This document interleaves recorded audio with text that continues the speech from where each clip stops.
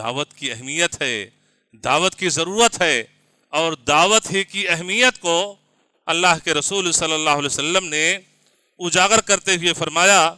فَوَاللَّهِ لَا يَهْدِيَ اللَّهُ بِكَ رَجُلًا وَاحِدًا خَيْرٌ لَكَ مِنْ حُمْرِ النَّعَمِ فَوَالَّذِي نَفْسِي بِيَدِهِ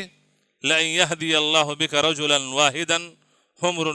خَيْرٌ لَكَ مِنْ حُمْرِ النَّعَمِ۔ امام بخاری رحمہ اللہ نے اس حدیث کو کتاب الجہاد میں ذکر کیا ہے۔ اللہ کے رسول صلی اللہ علیہ وسلم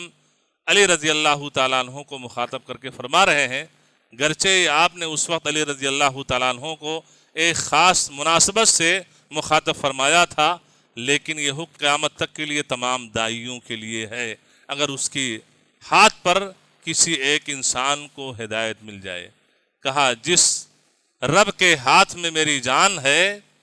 اگر تمہارے ذریعے سے کسی ایک انسان کو ہدایت مل جائے، سیدھے راستے کی رہنمائی ہو جائے، غلط چیزوں کو چھوڑ کر کے سیدھے راستے کو، سیدھی چیزوں کو اپنا لے، خیر لک من حمر النعم، تو تمہارے لیے سرخ اونٹ سے بہتر ہے۔ یہ دعوت اللہ کی اہمیت کو اللہ کے رسول صلی اللہ علیہ وسلم نے اجاگر کیا کہ تاکہ دعوت کی اہمیت اور ضرورت کو سمجھتے ہوئے، اور جب دعوت کی یہ فضیلت ہے تو انسان دعوت جیسے فریضے کو انجام دینے میں کوتاہی نہ کرے، سستی نہ کرے، اور جس قدر ممکن ہو حکمت و دانائی کے ساتھ علم کی بنیاد پر وہ غیروں کو دین کی دعوت دے۔